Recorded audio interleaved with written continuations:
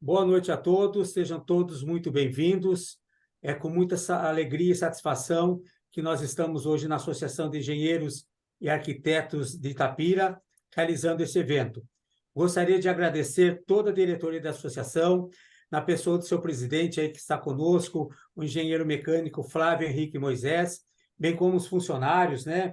Tem a Camila aí, que é o braço direito da associação, e colaboradores, né? O Lucas, que se empenharam para a realização desse evento. Agradeço também a presença da Osana Moleiro, a Osana dos Santos Moleiro, né? Representante da Mútua, aí, nossa parceira aí nesse evento dessa noite, a Mútua, que daqui a pouco ela vai falar um pouquinho mais sobre a importância de ser mutualista. Agradeço a presença do nosso querido engenheiro também, Carlos Alberto Torricelli, que será o palestrante dessa noite. Desejamos a todos um excelente evento. Vamos assistir agora o vídeo da Mútua e do CREA São Paulo, que estão junto conosco nesta parceria.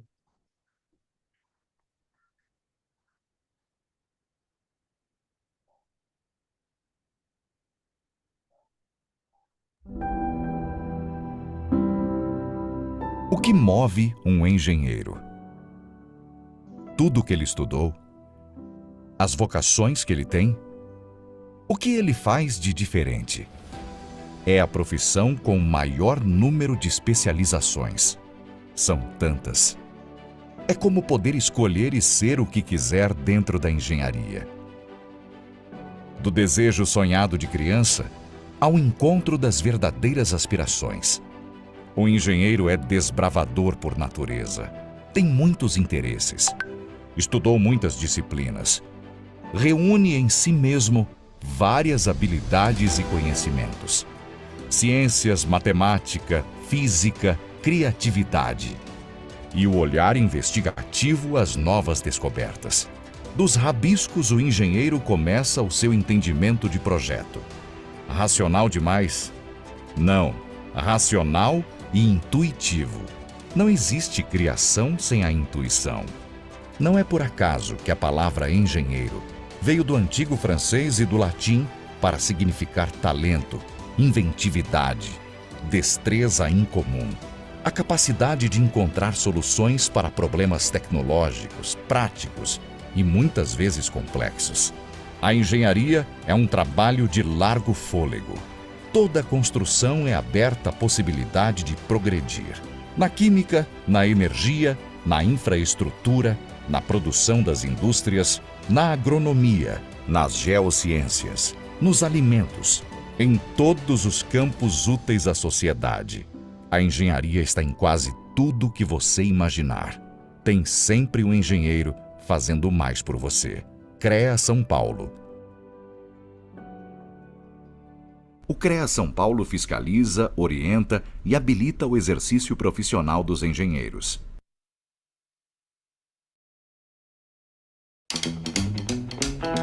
Ei você, você mesmo, você que é um jovem engenheiro que tá cheio de saúde, mas que também tá perdidinho e não sabe pra onde correr. De onde é que você vai tirar dinheiro pra empreender, hein? Como que vai comprar aqueles equipamentos novos de qualidade? Já sabe por onde começar a juntar dinheiro pro futuro? Não fica desesperado, a solução tá bem aqui. Conheça a Mútua. Então, pega a caneta aí e vai anotando tudo o que eu vou te falar. A Mútua te oferece benefícios sociais, previdenciários e assistenciais. Também tem benefícios reembolsáveis, que são muito parecidos com os empréstimos, mas tem os juros muito baixinhos. Então, fica mais fácil de você tirar férias, empreender, comprar equipamentos e até mesmo um carro. Mas claro, tudo para uso profissional. E tem os benefícios sociais. Eles são praticamente seguros. Afinal, a gente está aqui para te ajudar. E se eu quiser investir meu dinheiro, a Mútua ajuda? Mas é claro que sim. Você não vai precisar ser TikToker para juntar dinheiro. E a Mútua tem o Tecnoprev, uma das melhores previdências complementares que você vai encontrar por aí. O seu dinheiro fica tão bem protegido que até parte da sua anuidade da Mútua vai direto para os seus investimentos. E você acha que acabou? Quem é mutualista já pode ir correndo pro shopping. Com o Clube Mútua de Vantagens, o preço fica pequenininho. Então, motivo não falta para você também ser um mutualista. Deixe a Mútua fazer parte da sua vida hoje mesmo. Afinal, quanto antes, melhor.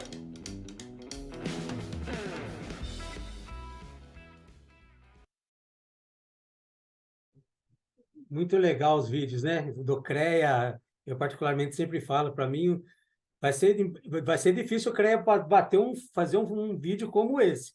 Agora, esse da multa é muito legal, né? Até as falas coloca nos personagens ali, ó.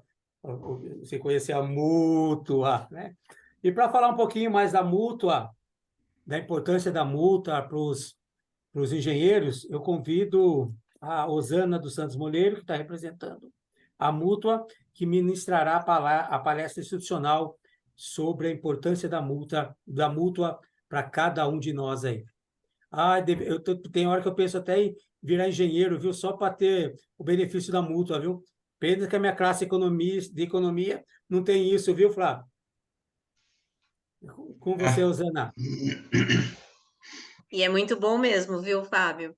Bom, eu agradeço a oportunidade de estar aqui hoje falando com vocês sobre os benefícios de ser um associado da Mútua. Eu agradeço ao presidente da Associação de Itapira, o engenheiro Flávio Moisés. Muito obrigada, engenheiro Flávio, por essa oportunidade e pela parceria, tá? Essa parceria da Mútua com as entidades de classe é muito importante, porque ela possibilita que a gente consiga ter esses momentos e ficar mais próximo dos profissionais. Muito obrigada. Vou compartilhar com vocês aqui a minha apresentação. Fábio, você me dá um ok quando estiver vendo, tá?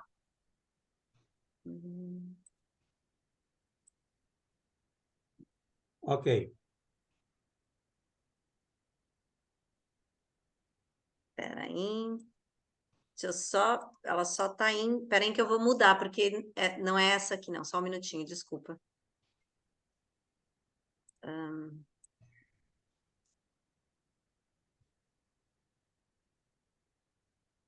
Pronto, essa é a mais atual. Ela já está no modo apresentação? Não. Agora sim. Estranho, Fábio, porque eu estou apertando e ela está indo para o lado contrário. Deixa eu usar aqui o... Pronto. Isso, agora sim. Tá, desculpa, gente. Okay. Então, meu nome é Osana, eu trabalho aqui na Regional de São Paulo, na Mútua. A Mútua, para quem não... Eu vou aproveitar e pedir para vocês que estão assistindo, escreve aí no chat quem é associado e quem não é associado, tá? Se você tem uma boa experiência com a Mútua. A Mútua é uma caixa de assistência dos profissionais do sistema Confé e CREA. O que a Mútua promove é o quê? O acolhimento. Ela é o braço assistencial dos profissionais da engenharia, agronomia e geociências. Nós temos a Mútua em todos os estados do nosso país, tá? E temos também a Mútua no Distrito Federal, que é a nossa sede. Lá é que fica o departamento de comunicação, jurídico, também a nossa diretoria executiva, que mais ao final eu vou mostrar para vocês. Algumas pessoas perguntam se a Mútua é uma associação, se a Mútua... O que é a Mútua? A Mútua, ela faz parte do sistema, tá? Nós estamos inseridos no sistema Confé, CREA e Mútua.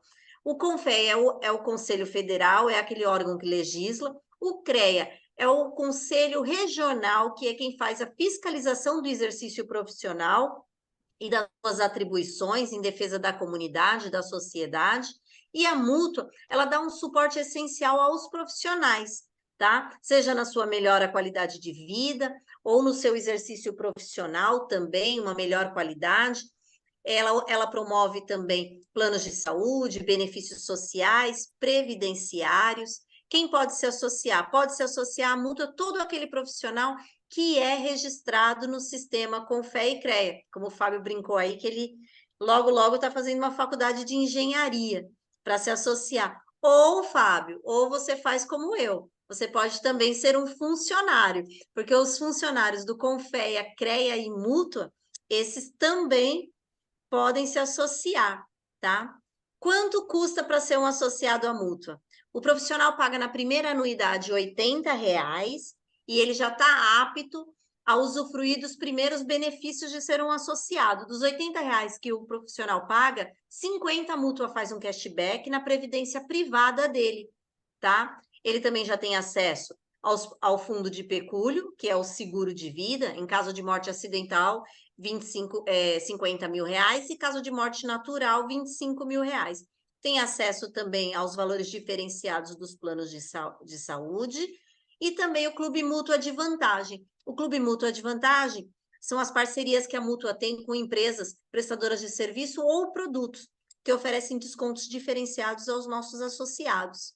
A Tecnoprev, como eu informei um pouquinho antes, é a previdência privada, parte de toda a sua anuidade, todos os anos, R$ 50 da sua anuidade é depositada na Tecnoprev. Você tem acesso no próprio site da Mútua, tá? Você vai lá em Previdência Complementar e você consegue saber o saldo que você tem lá depositado. E se você quiser fazer maiores aportes, você também pode solicitar. É um incentivo que a Mútua dá para você, profissional, se preocupar com o seu futuro, com a sua previdência.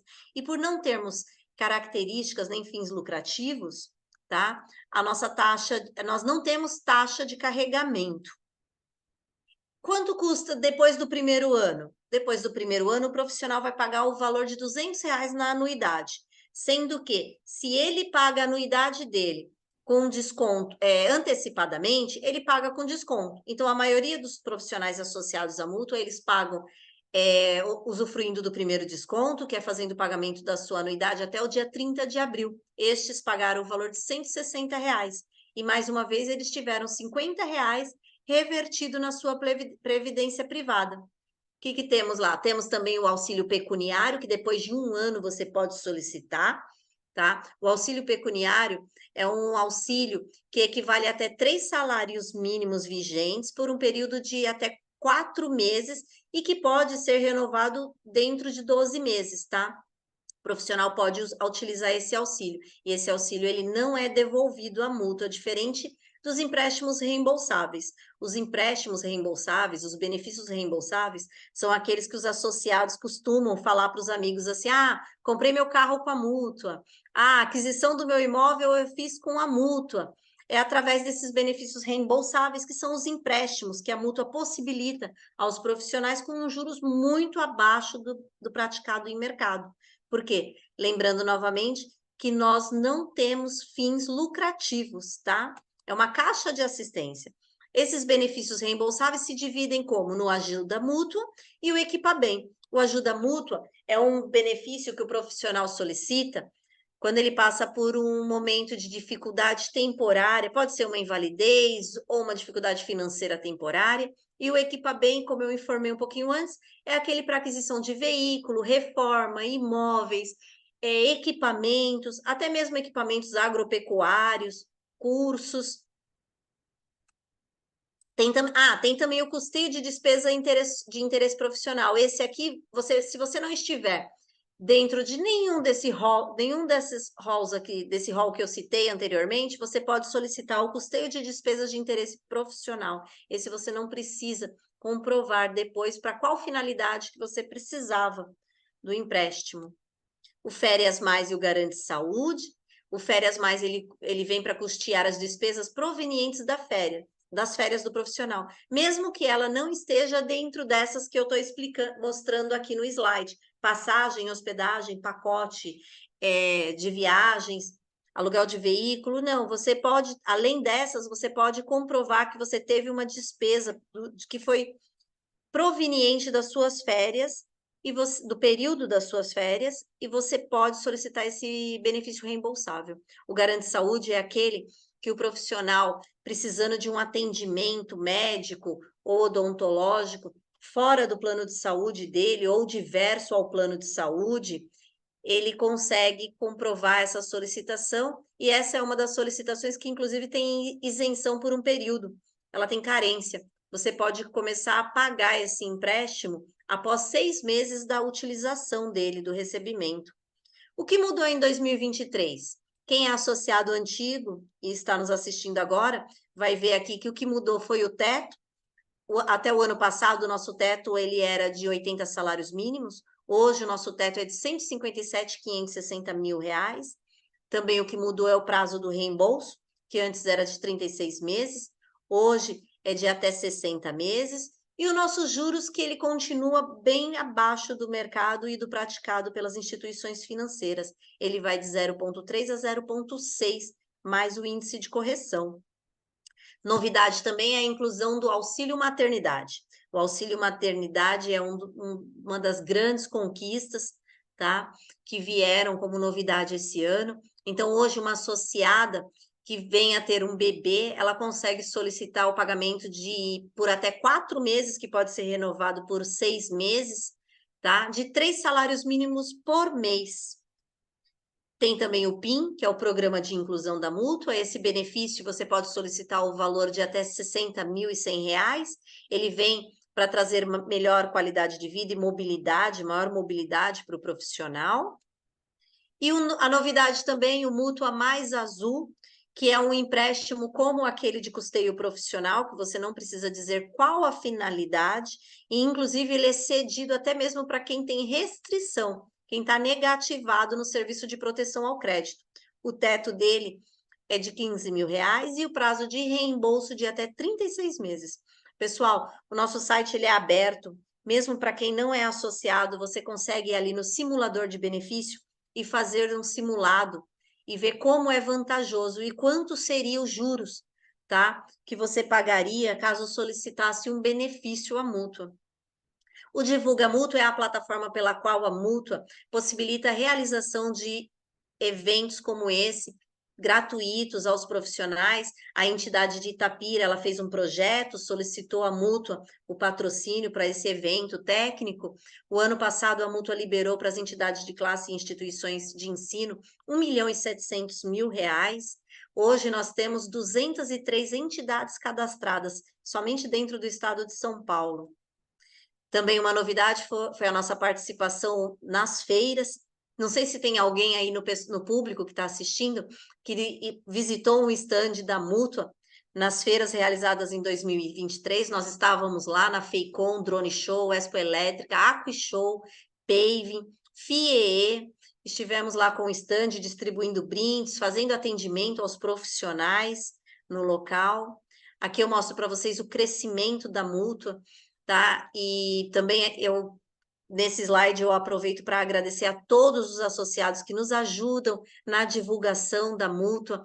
No ano de 2023, no final de julho, na última semana de julho, nós havíamos superado o número de novos associados que foram feitos no ano de 2022, tá? Então, na última semana de julho, nós já tínhamos superado os números de 2022.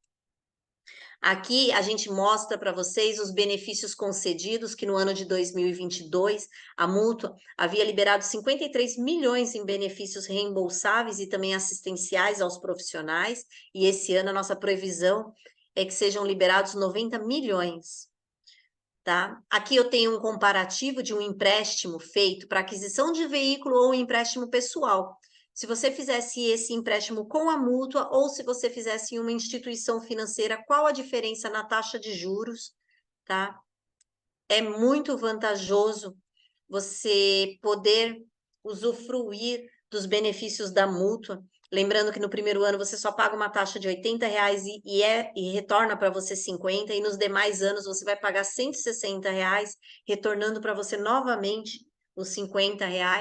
Aqui a gente fez um comparativo, tá? Se um associado à mútua solicitasse R$ 100 mil por um período de 60 meses na mútua para aquisição de um veículo, quanto ele pagaria? Ele pagaria R$ 134 mil de juros. E o mesmo valor sendo solicitado em um banco para aquisição de um veículo, ele pagaria R$ 180 mil.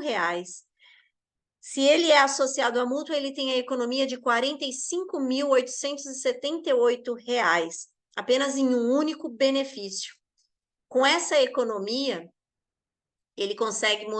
a gente consegue mostrar para você que você sendo associado, você pagando a sua anuidade da mútua, pagando a sua anuidade do CREA por um período de 35 anos, você ainda assim economizaria o valor. Espera aí, tem mais um. economizaria o valor de R$ 15.958.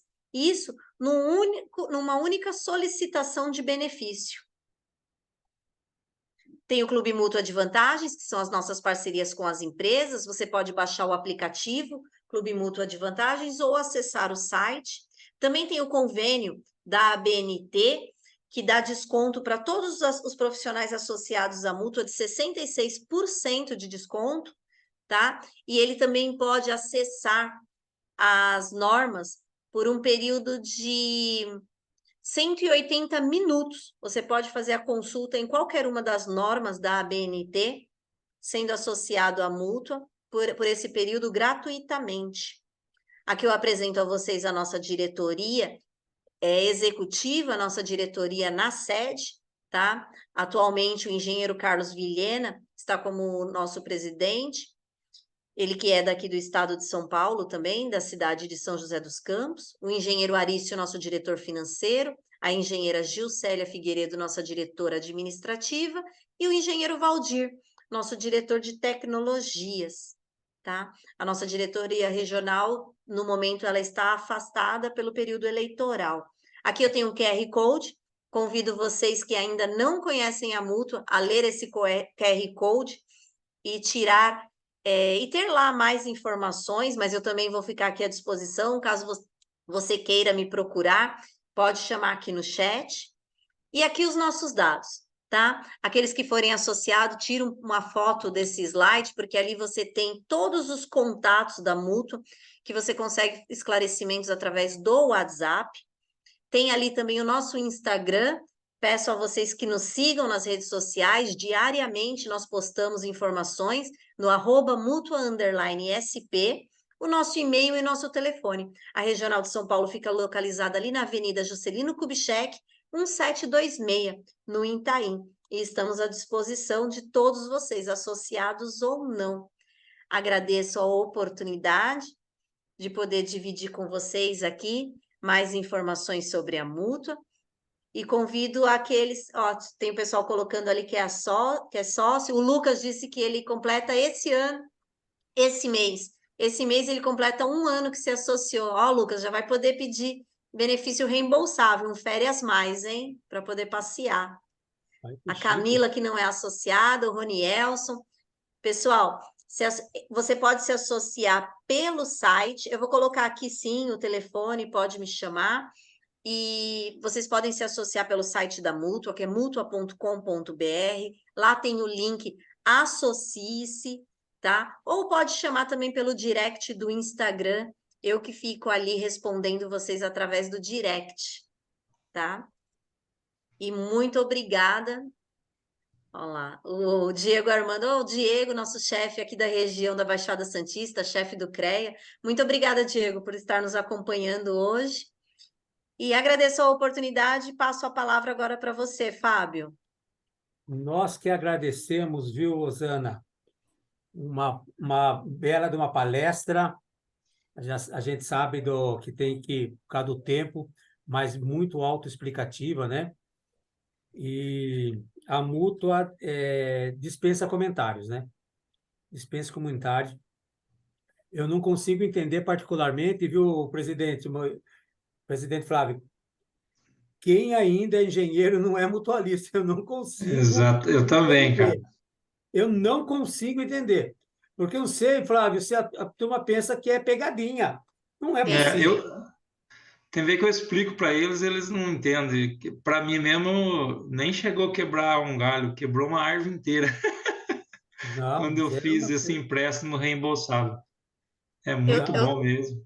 Eu costumo dizer que eu falo para as pessoas, porque principalmente quando nós estamos em feira. Por exemplo, hoje a gente está com um evento e tem aqui o testemunho de vários associados que indicam, recomendam. Isso torna o processo mais simples, né? Porque as pessoas acreditam mais porque tem vocês como exemplo. Agora, quando a gente está numa feira e explica para a pessoa que existe a mútua, que parte da RT dela vem para a mútua e a mútua devolve isso para os profissionais, as pessoas não acreditam. E eu costumo falar assim, eu acho que o brasileiro é um povo... Eu acho não, eu tenho certeza, nós somos um povo muito sofrido. A gente pensa que tudo é golpe. Muitas pessoas confundem que isso seria mensal. Eu falo, gente, isso aí é anual o valor, não é Isso. mensal. É até redundante, né? Eu falo assim, é anuidade, é uma vez ao ano. Aí a pessoa fala, é mensal? Não, é anuidade. É verdade. Mas, parabéns, leve, Rosana, nosso abraço aí aos diretores que estão em exercício agora, né? Que assumiram esses novos cargos. E aqueles também que saíram para a eleição, o nosso abraço também aí. Desejamos a todos aí sucesso, tá bom? Muito obrigado, Rosana. Só reforçando que teremos a apresentação daqui a pouco pelo engenheiro Carlos Torricelli e depois um momento específico para perguntas e dúvidas. Então, peço a gentileza de vocês que anotem as suas questões e abriremos esse momento para os questionamentos após a palestra. Ou, se quiser, também pode deixar suas perguntas ali no chat. Todos os participantes terão direito ao certificado, desde que permaneçam até o final do evento e respondam à pesquisa de avaliação. Não quero me alongar, então vou apresentar o nosso convidado e, desde já, agradecemos pela disponibilidade. Está conosco nessa noite Carlos Alberto Torricelli. Ele é engenheiro eletricista, engenheiro de segurança do trabalho, instrutor de treinamentos NR10, NR15, NR16, NR18, NR35. Também ele é formado, pós-graduação, viu, Flávio? O currículo dele é extenso. E eu vou finalizar falando também que ele é perito judicial, né? Do TRT-15, também da Justiça aí do... A TRT-15 é trabalho, né? E da Justiça Federal. Então, vamos iniciar a palestra com o engenheiro Carlos Alberto Torricelli, que falará sobre um assunto muito importante, que particularmente, de todos os anos que a gente tem tratado aqui com temas e palestras, essa é a primeira vez que nós estamos tratando desse tema, que é documentos obrigatórios de SST nas empresas. Carlos Alberto Torricelli, seja muito bem-vindo. Em nome da Associação de Engenheiros e Arquitetos de Itapira, desejamos a você uma excelente palestra. Obrigado, Fábio. Obrigado a todos. Está me ouvindo bem, Fábio? Sim. Está Deixa ouvindo, eu... Flávio? Todos Sim, ouvindo? estamos sim. Tá vendo bem? Deixa eu compartilhar minha tela com vocês aqui.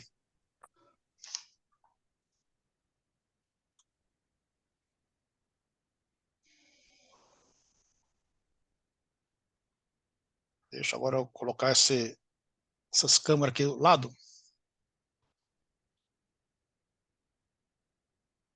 Bom, pessoal, a gente vai falar hoje sobre alguns documentos obrigatórios, né, de saúde e segurança do trabalho nas empresas, né? Essa palestra é uma realização da Associação de Engenheiros e Arquitetos de Itapira, uma parceria com o Confeia, CREA e a Mútua, tá ok? Antes de começar a palestra, eu queria falar para vocês o seguinte: caso ocorra aí a queda da minha conexão, eu peço para que permaneça como estão. Eu tenho aqui um link de redundância, tá? E em breve eu estarei de volta. Então hoje a gente vai falar sobre documentos de segurança no trabalho. Primeiro eu vou fazer uma breve apresentação da minha pessoa, tá, para vocês. Depois nós vamos falar alguma coisinha sobre as normas regulamentadoras, né? E por que elas são obrigatórias a serem seguidas. Nós vamos falar também sobre alguns documentos citados nas NRs. Depois nós vamos falar quais são as empresas que estão obrigadas a fazer o PGR, né? Nós vamos falar também de outros documentos obrigatórios, né? Documentos, também quero tratar com vocês alguns documentos importantes que o perito ele solicita durante uma diligência pericial. Nós vamos ver quais são os documentos. Nós vamos ver também um resuminho de arquivamento, tá, de documentos. Quanto tempo eu devo arquivar um documento? 20 anos, 5 anos, 10 anos? Depende do documento, tá ok? Nós vamos falar um pouquinho bem superficial sobre também o e-social, né, que também é uma maneira da gente ter aí os documentos, né, anotados aí de forma digital. E depois a relação dos principais documentos de SST. Bom, fazendo uma breve apresentação da minha pessoa, meu nome é Carlos Alberto Torricelli, eu sou formado em engenharia eletricista, tenho ênfase em telecomunicações pelo Inatel, Instituto Nacional de Telecomunicações, fiz uma pós-graduação em Segurança do Trabalho pela PUC Minas e também uma MBA em Informática Forense Digital.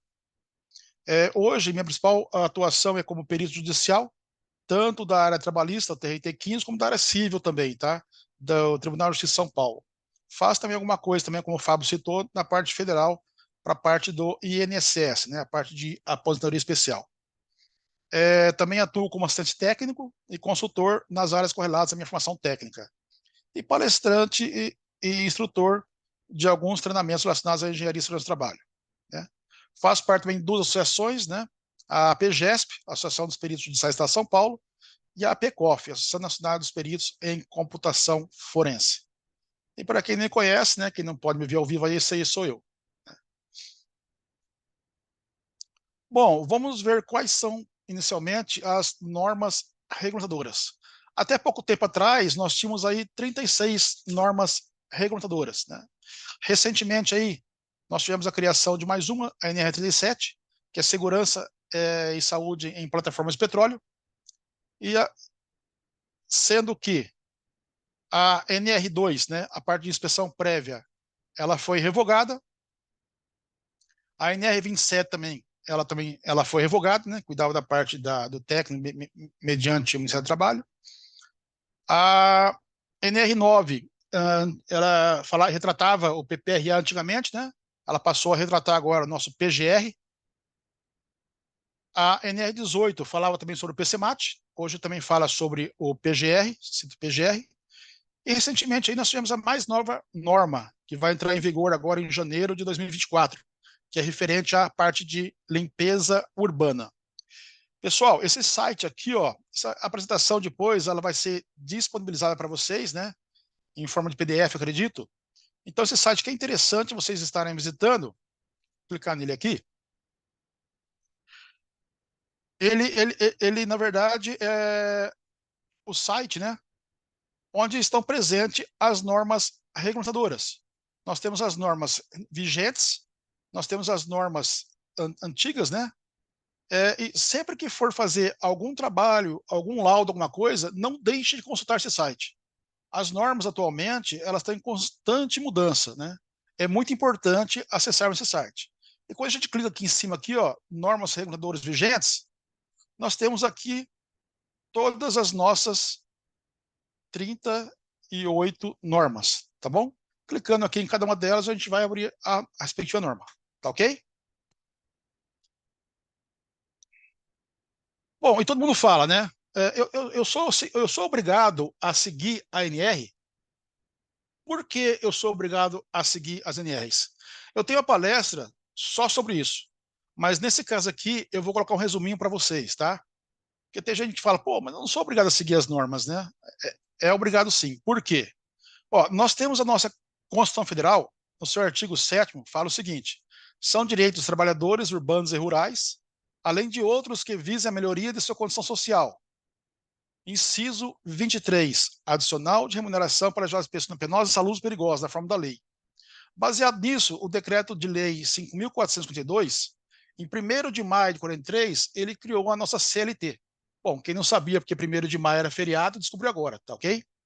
Porque foi a nossa criação, nossa CLT, tá ok? E no capítulo 5 da CLT, em seus artigos 154 a 201, já citava alguma coisinha sobre a parte de, vamos dizer assim, insalubridade e periculosidade, né? Bem, entre aspas, assim, normas reguladoras.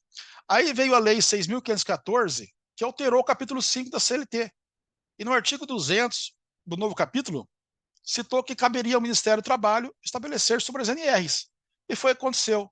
Foi criada a portaria 3.214 em 1978, né? Dando origem aí às nossas NRs. Então, o artigo 1º, né? Aprovar as NRs, o capítulo 5, o título da Constituição da Lei do Trabalho, tá ok? E eu faço a pergunta para vocês, pessoal. As NRs, nós vimos que elas vieram da nossa Constituição Federal. Então, por isso, elas são obrigatórias e devem ser seguidas por lei. Tá ok? E no caso, as NBR da ABNT, elas também são obrigatórias por lei? As NBRs da ABNT são obrigatórias por lei ou não? Não. As NBRs não são obrigatórias por lei, a não ser que alguma NR cite essa NBR. Por exemplo, a ABNT NBR 5410 é uma norma obrigatória por lei, porque a NR10 cita ela. A partir desse instante, a norma NBR 5410 ela passa a ser obrigatória por lei. Até que, tudo bem, pessoal? Tranquilo? Então, as NRs, tá? Elas são obrigatórias por leis e devem ser seguidas. E as NBR, que são citadas pelas NRs ou por alguma outra lei, elas passam a ser obrigatórias, tá ok? Bom, documentos de saúde e segurança do trabalho. Nós temos muitos, mas muitos documentos de SST. As NRs, elas se referem aí a mais de 200 documentos obrigatórios. Nós não vamos ver todos aqui não, vamos ver os principais, tá ok? E a gente repara também que o mesmo documento ele é citado por uma NR diferente, tipo assim, o PGR. São várias NRs que citam o PGR. O PET, a Permissão de Trabalho. A NR10 cita, a NR35 cita, a NR33 cita também. Então, alguns documentos são citados por várias NRs, tá ok? Outros documentos, por exemplo, como o LTCAT, o PPP, o PGRSS, tá? Eles não são obrigatórios simplesmente pelos NRs, mas eles são obrigatórios porque existem outras leis, outras portarias que citam eles, tá? Que se referem a eles. Então, não são só as NRs que dão legalidade aos documentos SST.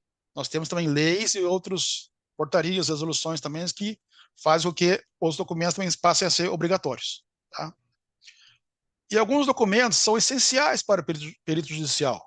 A gente vai ver depois, eu tenho aqui o exemplo de uma petição que eu faço quando eu vou fazer uma diligência pericial, no caso do TRT, que é uma parte de insalubridade e periculosidade, que eu solicito para a empresa alguns documentos. E quais são esses documentos? LTCAT, PGR, PPP, a gente vai ver lá na frente depois, tá bom, pessoal? E o LTCAT e o PPP, eles são essenciais para a aposentadoria especial. Então, o LTCAT e o PPP, para a pessoa ter aquela aposentadoria especial, né, ela é necessário a empresa ela ter confeccionado aí o LTCAT e o PPP. Vamos ver agora alguns documentos citados, tá, nas NRs. São obrigatórios devido à nossa NR, porque a NR a gente viu, ela é uma norma obrigatória. Eu vou começar da NR1 e vou subir nas normas, tá? Algumas delas eu vou pular porque eu não vejo tanta importância. É importante, né? Mas para hoje aqui eu vou citar alguns documentos só. Não vou citar os 200 documentos não, tem mais que isso, tá? Vamos ficar aí nos 30, tá bom demais. Senão meia-noite é pouco hoje, né? Só para citar, tá? Bom, nós temos aqui a análise de de trabalho. Na NR1, o item 1.4, ela diz o seguinte. Eu gosto de citar norma, porque às vezes fala, pô, é o Carlos que está falando. Não, não sou eu que estou falando. Eu estou traduzindo e tentando explicar o que a NR fala. E a NR é lei, tá ok? Então, 1.4 está na norma, na NR1, direitos e deveres. 1.41, cabe ao empregador determinar procedimentos que devem ser adotados em caso de acidente ou doença relacionada ao trabalho, incluindo análise de suas causas, né? Isso aqui ele retrata a parte de acidente de trabalho, tá? Então, isso aqui, ó, as análises de acidentes e doenças relacionadas ao trabalho devem ser documentadas, tá ok? Tem análise de trabalho, tem a CAT, que a gente vai ver depois também, tá bom? Que é outra situação. Ordens de serviço, também está na NR1. Qualquer obra que você vai entrar, fazer, gerenciar, trabalhar, você é obrigado a fazer a sua ordem de serviço. Eu dei aqui um exemplo de uma ordem de serviço de uma construtora, tá?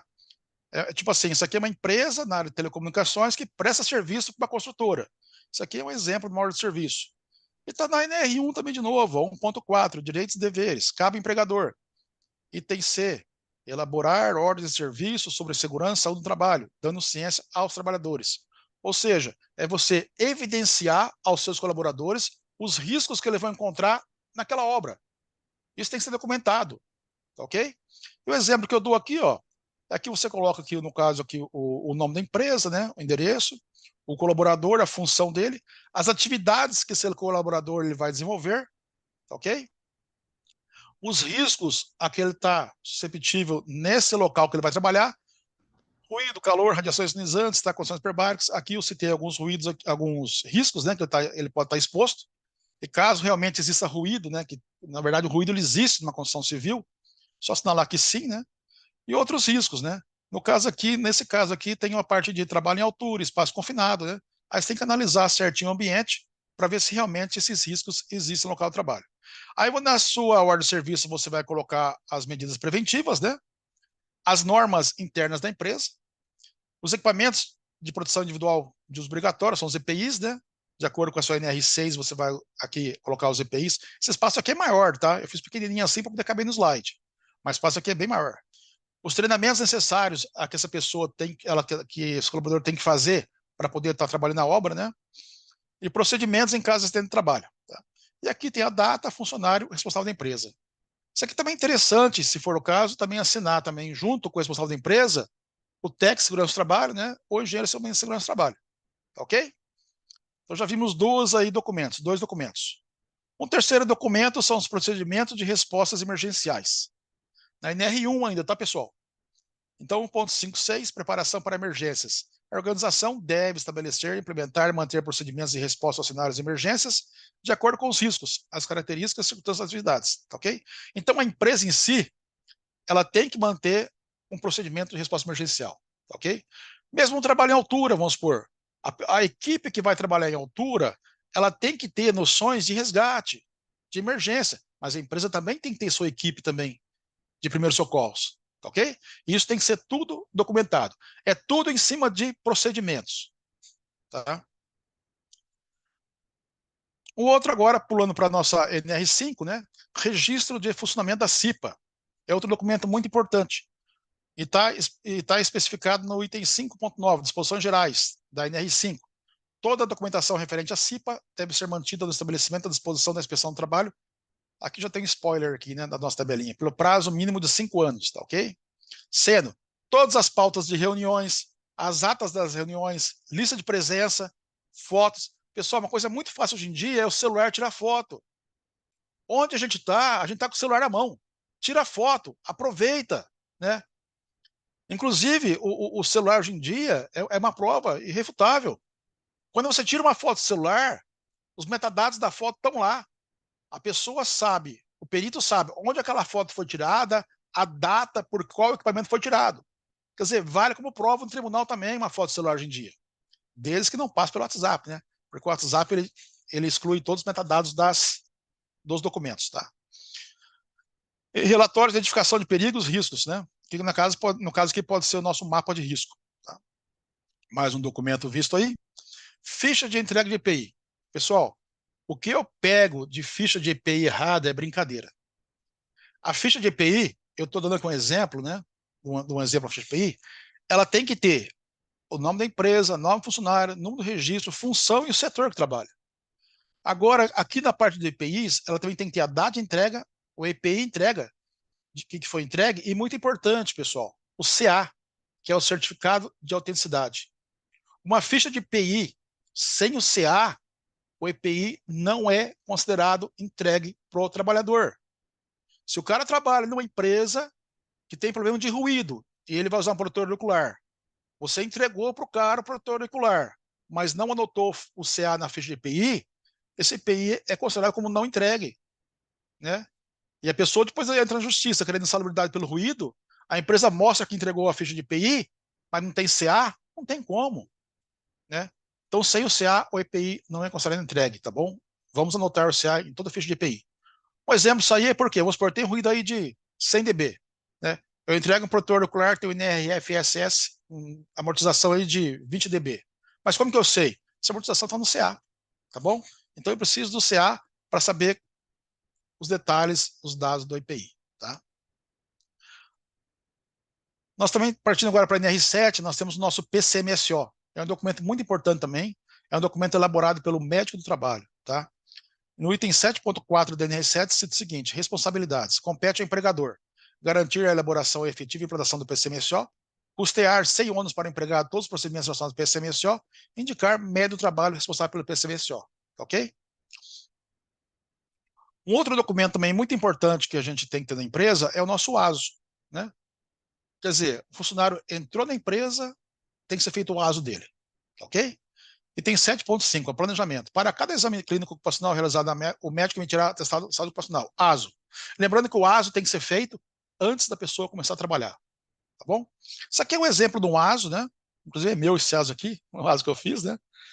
Que trata aqui, retrata aqui esse ASO foi feito para dar palestra para a empresa, né? E na verdade aqui o único risco que estava exposto aqui seria a postura, né?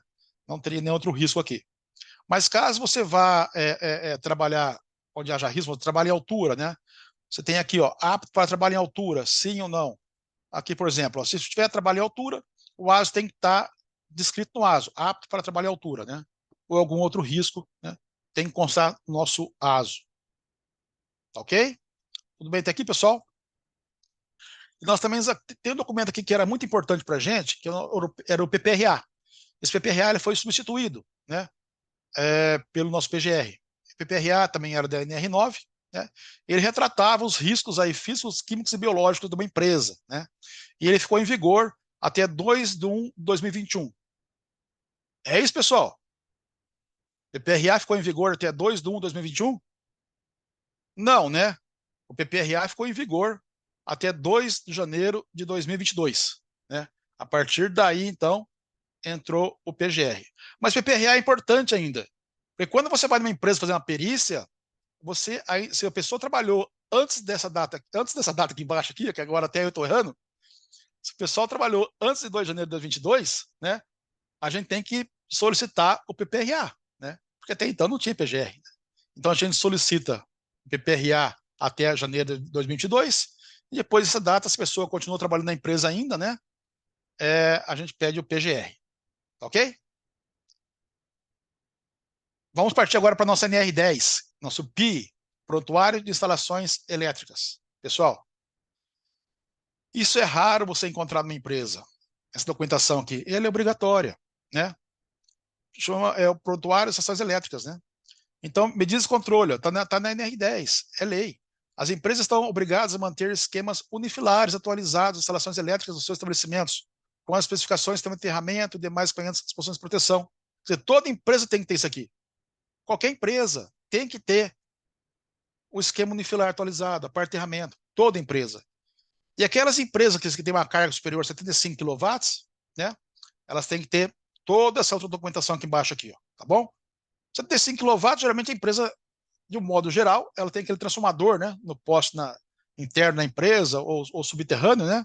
Aí ela tem que ter mais algumas outras documentações aqui que ela tem que seguir. Tá ok, pessoal?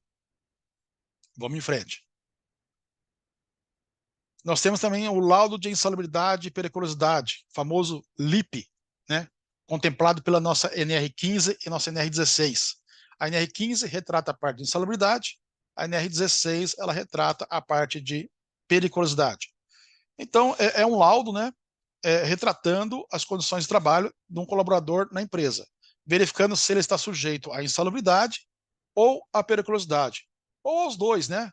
Mas lembrando que o trabalhador nunca vai receber os dois benefícios, insalubridade e periculosidade. Ou ele recebe insalubridade, ou recebe periculosidade. Lembrando que a insalubridade, nós temos 3 graus para a insalubridade. Grau mínimo, médio e máximo. O grau mínimo, ele é 10% sobre o salário mínimo. O grau médio, 20% sobre o salário mínimo. E o grau máximo, 40% sobre o salário mínimo. Ok? É um benefício que o colaborador recebe no caso da insalubridade. E no caso da periculosidade, a NR16, né, ele recebe um acréscimo aí de 30% sobre o que ele recebe salário líquido, tá bom? Muita gente aí, elas preferem receber a periculosidade, né, do que, no caso, a insalubridade. Tá ok?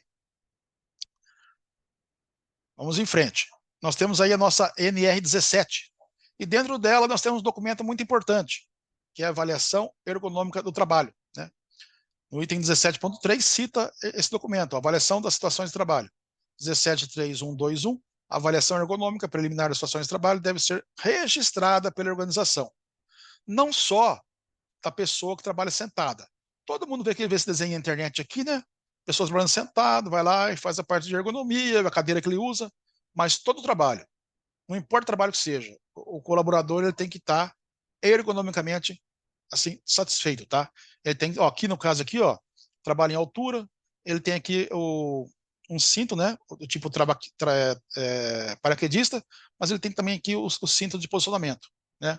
Apesar do cinto de posicionamento não ser um EPI, e sim o cinto paraquedista, que é o EPI, ele tem aqui um cinto para poder estar trabalhando melhor aí. Eu, particularmente, do jeito que está aí na situação, eu acredito que a NR17 logo entre para insalubridade. Tá? Não sei. Por enquanto é NR15, né? Mas eu acho que a NR17, pelo andar da carruagem, aí, talvez ela passe alguma coisinha dela sem insalubre em breve aí. Não sei não. Bom, partindo agora para a NR20, né? Subindo um pouquinho mais nas nossas NRs aí. Prontuário de instalação. A NR20 ela é a parte de segurança, saúde do trabalho com inflamáveis e combustíveis, né? E no item 20.6 dela fala o seguinte: prontuário da instalação. 20.61. O prontuário de instalação deve ser organizado, mantido e atualizado pelo empregador e construído pelos seguintes documentos. E aqui tem os documentos inerentes aí ao nosso prontuário da instalação. Ok? O outro documento aqui da nossa NR20 é o plano de resposta e emergência da instalação. No item 20.15 da NR20 fala o seguinte: plano de resposta à emergência da instalação. 20.15.1, o empregador deve elaborar e implementar plano de resposta à emergência que contemple ações específicas a serem adotadas na ocorrência de vazamentos, derramamento de inflamáveis e líquidos combustíveis, incêndios ou explosões, tá? É o nosso tipo assim, PRC, né? Imposto Vendedores de Combustíveis, né? Então, esse documento aqui, esses dois documentos são importantes também e são citados pela nossa NR20, tá? Vamos subir um pouquinho mais na norma, vamos partir agora para a nossa NR23. É uma norma bem pequenininha, tá, pessoal? Mas ela fala uma coisa muito importante. Ela fala o seguinte, que é para a gente procurar... vamos ler ela aqui mais fácil. Medidas de prevenção contra incêndio. 23.3.1. Toda organização deve adotar medidas de prevenção contra incêndio em conformidade com a legislação estadual e, quando aplicável, de forma complementar com as normas técnicas oficiais. Ou seja, então ela pede, apesar dela não ter quase nada, é uma folha só essa norma, tá? Mas ela cita que a gente deve seguir a norma estadual. Ou seja, a estadual aqui nós temos o nosso decreto 103.911/2018, do qual os bombeiros eles tiram as suas instruções técnicas, né? Nós temos aqui no bombeiro, aqui, nesse site dos bombeiros aqui, ó, depois vocês cliquem nele para visitar, nós temos lá 45 instruções técnicas. Quer dizer, quando a norma de uma folha ela cita para a gente seguir a resolução 63.911/2018, né? E essa resolução ela tem as instruções técnicas do bombeiro, ela se torna uma norma enorme, né?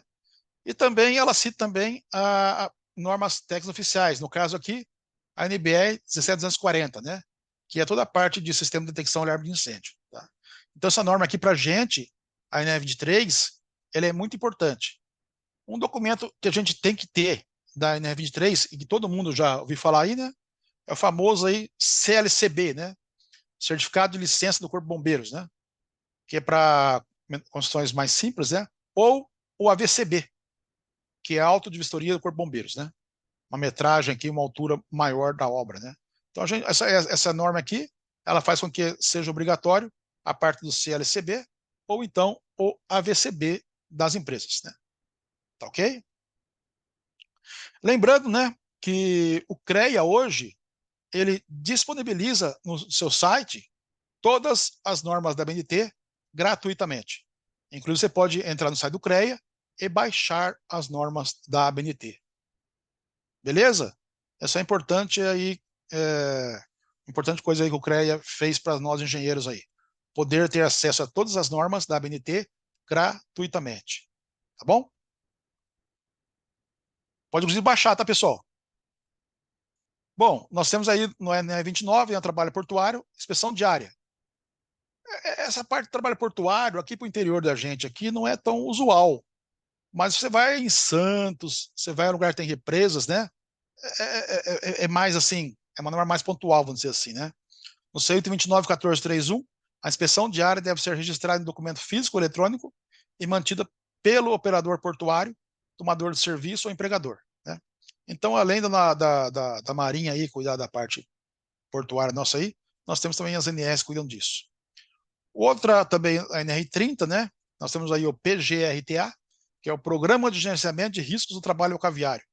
O empregador ou equiparado deve elaborar e implementar o PGRTA por embarcação, tá? São normas que a gente está menos acostumados, né? Mas essa documentação aqui, esses documentos existem. Uma outra norma aí, a NR32, né, que cuida da parte de serviço de saúde, ela fala também sobre a parte de proteção radiológica, tá? Que é o PPR, né? No item 32.4 das radiações ionizantes, 3242, é obrigatório manter no local de trabalho e à disposição da inspeção do trabalho o plano de proteção radiológica, PPR, aprovado pelo CNEM. Então, ela cita aqui uma outra entidade, que é o CNEM, né? E para o serviço de radiodiagnósticos aprovado pela Vigilância Sanitária, tá bom? O CNEM aqui é a Comissão Nacional de Energia Nuclear, né? E essa análise é feita através de um dosímetro que fica na pessoa, né? Aqui tem a posição do dosímetro da pessoa aqui, né? Então, nós temos aqui a NR32, né, que é a parte do serviço de saúde, na parte radiológica, tá bom? Nós temos também na parte da NR32, nós temos o nosso PGRSS, Plano de Gerenciamento de Resíduos e Serviços de Saúde, né? É um conjunto de documentos que, assim como o PGRS, Plano de Gerenciamento de Resíduos, apresentam ações exigidas pelos órgãos ambientais e vigilância sanitária por parte dos geradores de resíduos de qualquer estabelecimento. Isso aqui é uma norma que ela deve ser seguida, esse documento aqui, o PGRSS, é uma resolução, tá, que obriga a ter essas empresas do CONAMA, tá bom? Então ela não vem da norma, ela vem da resolução do CONAMA aí, tá? Uma outra aí que o pessoal que está assistindo a palestra deve estar bem acostumado, né? É o inventário de espaços confinados da nossa NR33, né? A gente vai ver depois mais alguns documentos da NR33, mas isso aqui é específico dela. A organização que possui espaço confinado deve elaborar e manter o cadastro do espaço confinado, ou seja, todo espaço confinado deve ser sinalizado, ok? E classificado, consequentemente, não, tá? Então, isso aqui é o inventário de espaços confinados. Como eu falei para vocês, pessoal, alguns documentos são citados em várias normas, né? Eu acho o PGR um dos documentos mais importantes das nossas NRs aí, né? Se não for o mais importante, né? Porque é ele que avalia todos os riscos da empresa, né? Então, o PGR, ele é citado na NR1, né? O PGR, ele também é citado na nossa NR9, que era o antigo PPRA. O PGR, ele também é citado na NR17, né? O PGR também é citado na NR18. A NR18, ela falava do PCMAT antigamente, né? Agora ela fala sobre o PGR. E o PGR também é citado na nossa NR22. Além de outras, tá? Coloquei aqui as principais. Esse link aqui embaixo é um exemplo de como elaborar um PGR, que deve constar, tá? Do próprio Ministério do Trabalho. E o PGR, o que é? O PGR, ele é um documento, né, no qual constam aí a análise de risco da empresa, ou seja, no PGR nós temos análise dos riscos ocupacionais, físicos, químicos, biológicos, nós temos o controle e programação de todos os tratamentos da empresa, também tem que constar no nosso PGR, o inventário de produtos químicos, né, e a tabela física desses produtos tem que estar no PGR também, formulário de entrevista para a percepção de riscos, né, o PGR tem que ter um disso aí, relação de máquinas e equipamentos, entre muitos outros documentos, né. Tudo que envolve a parte de riscos está no PGR. Lembrando que o PGR, ele segue aquele sisteminha do PDCA, né? Ou seja, a gente faz um planejamento, né?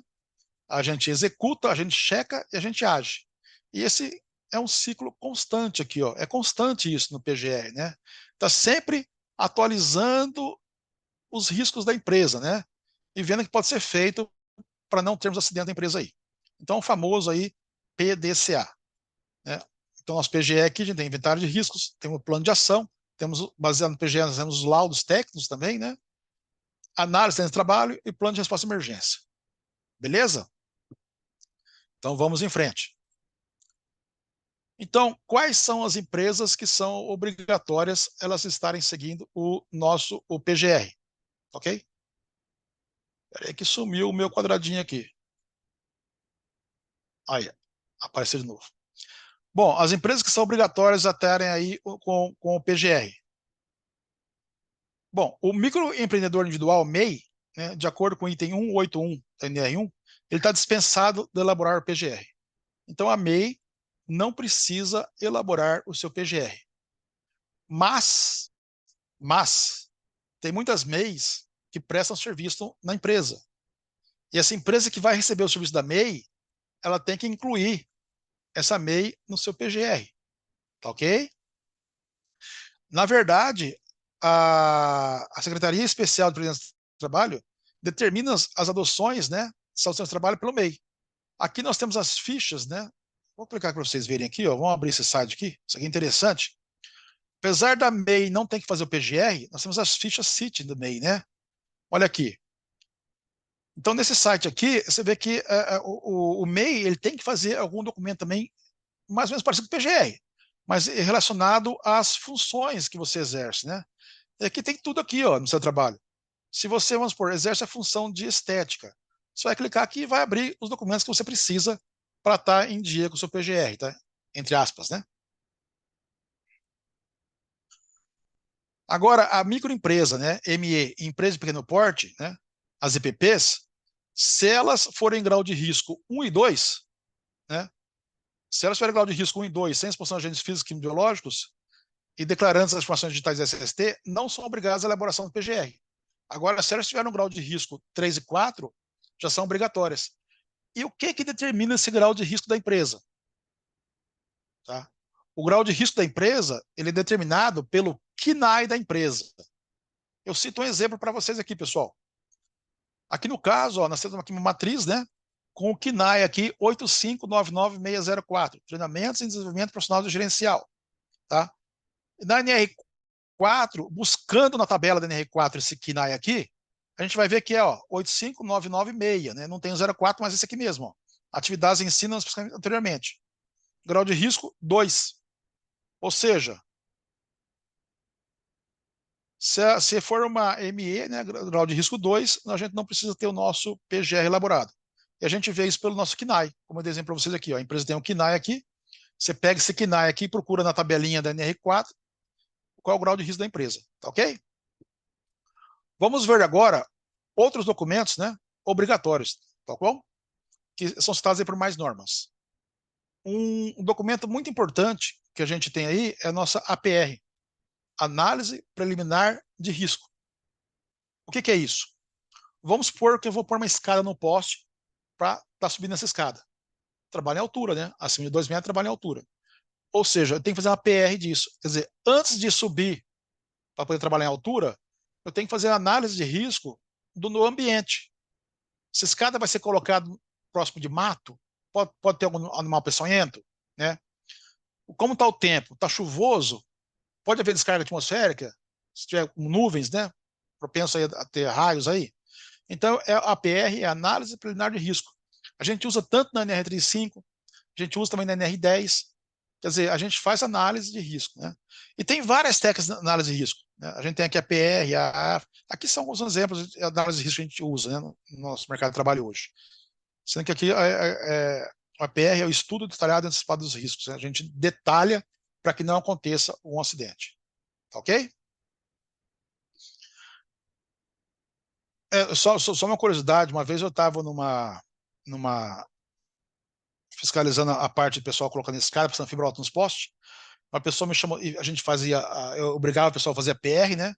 E nisso um colaborador me chamou e falou, Carlos, vem cá um pouquinho.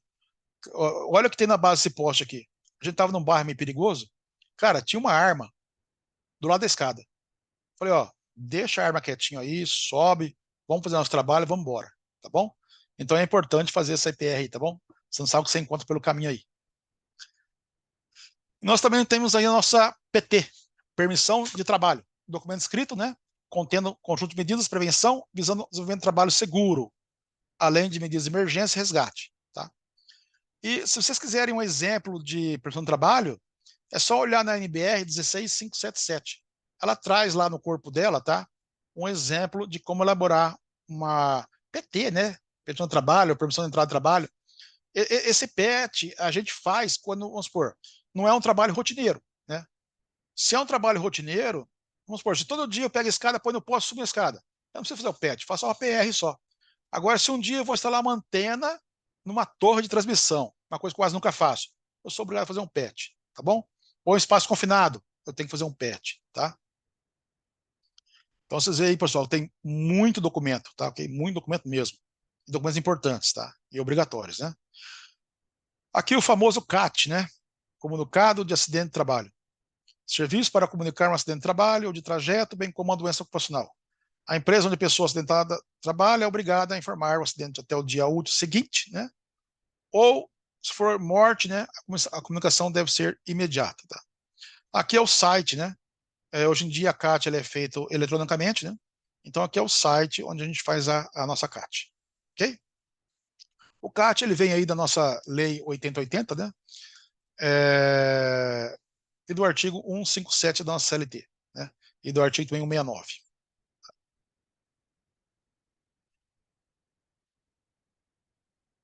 Um documento muito importante, pessoal, e que quase ninguém faz, né? É a advertência da não utilização de EPI. Está contemplado, né, pelo Decreto-Lei 5.442, no seu artigo 8, né, o artigo 47 e o artigo 482, ele se resumindo os três aqui, ele cita que, tipo assim, se um colaborador não estiver utilizando um EPI para executar determinado trabalho que precisa desse EPI, ele pode receber uma advertência. Primeiro verbal, né, depois por escrito, né, isso pode inclusive levar à justa causa, tá? Baseado nesses três artigos aqui que eu citei aqui, tá bom? Pode originar uma justa causa para esse colaborador, caso ele se negue a usar os EPIs.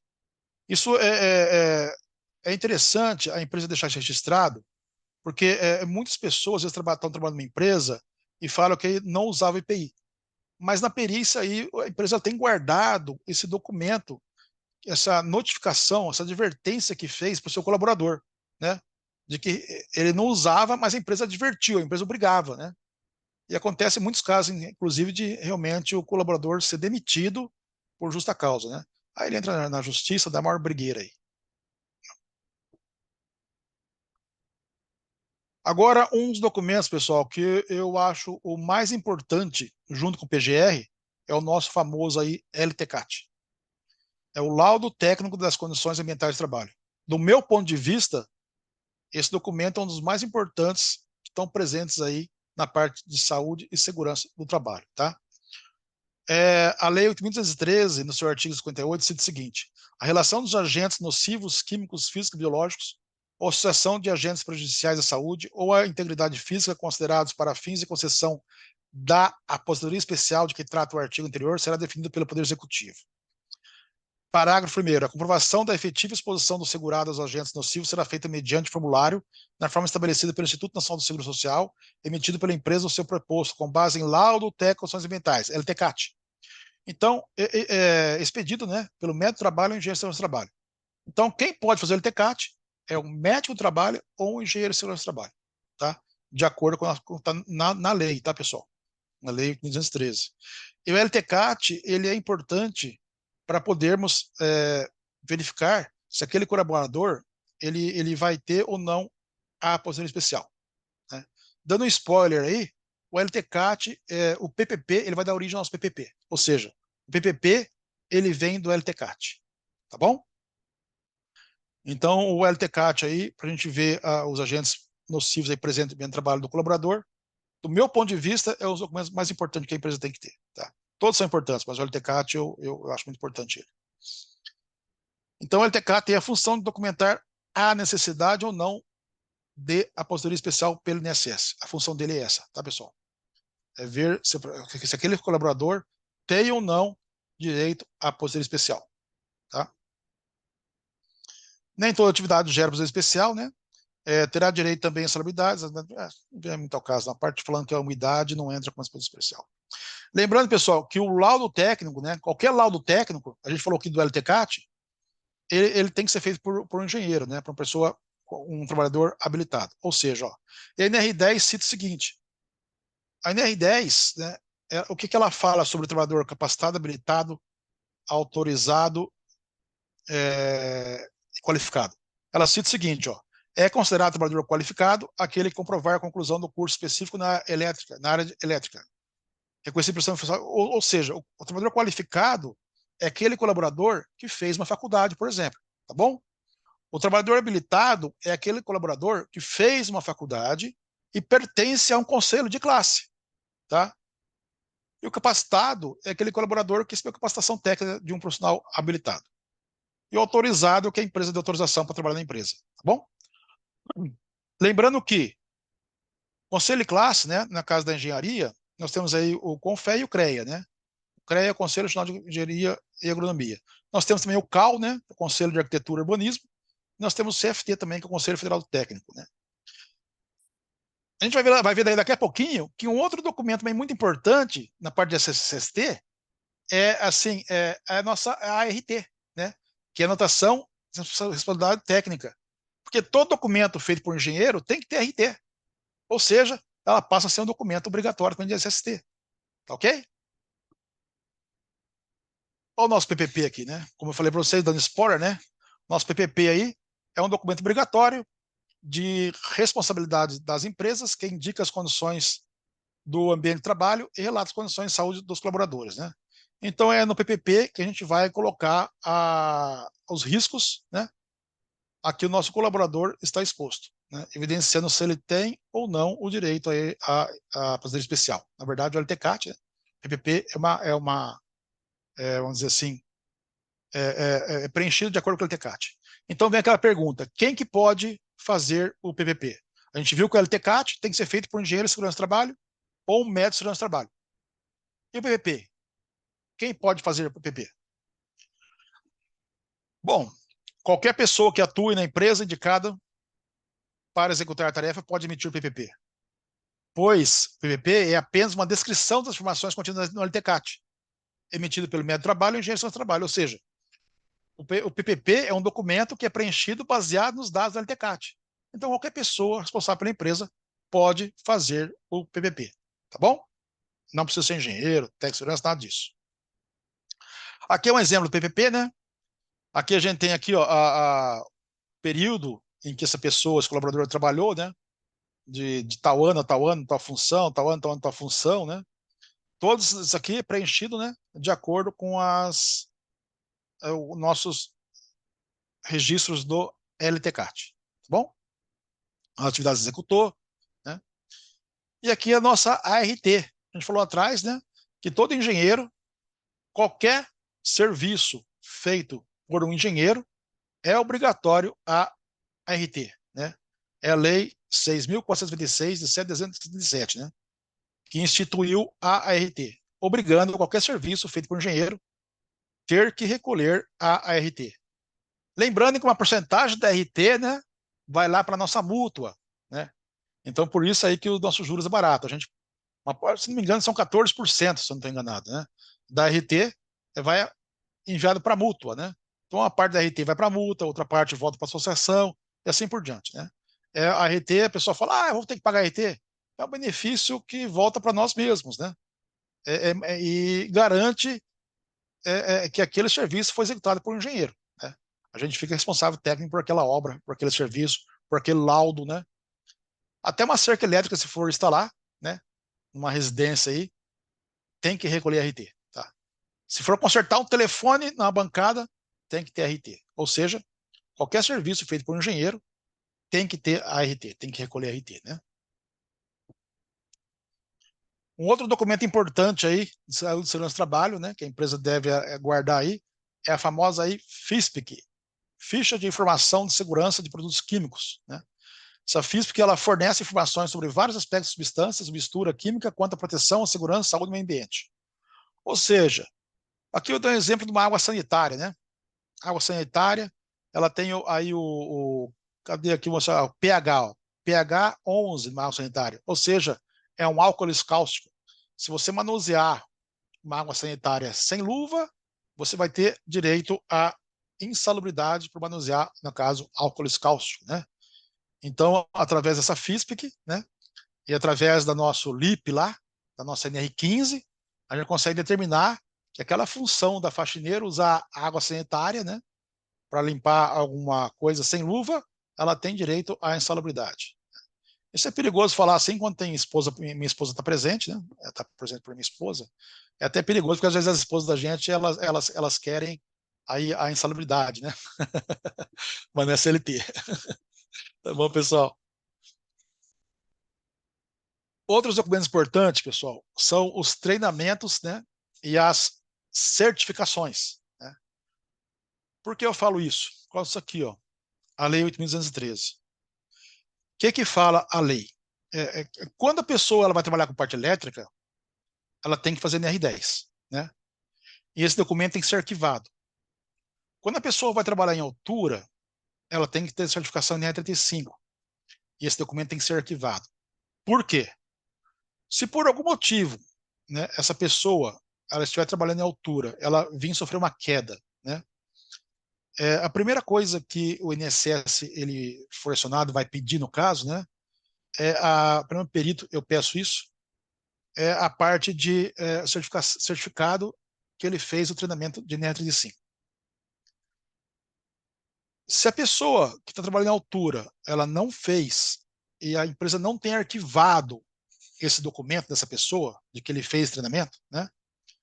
Fica uma cópia com a pessoa que fez treinamento, uma cópia com a empresa, né? E no caso do acidente de trabalho, a empresa ela vai apresentar a certificação que ela tirou, que o provedor dela tirou, trabalho em altura, né? No caso do acidente aí.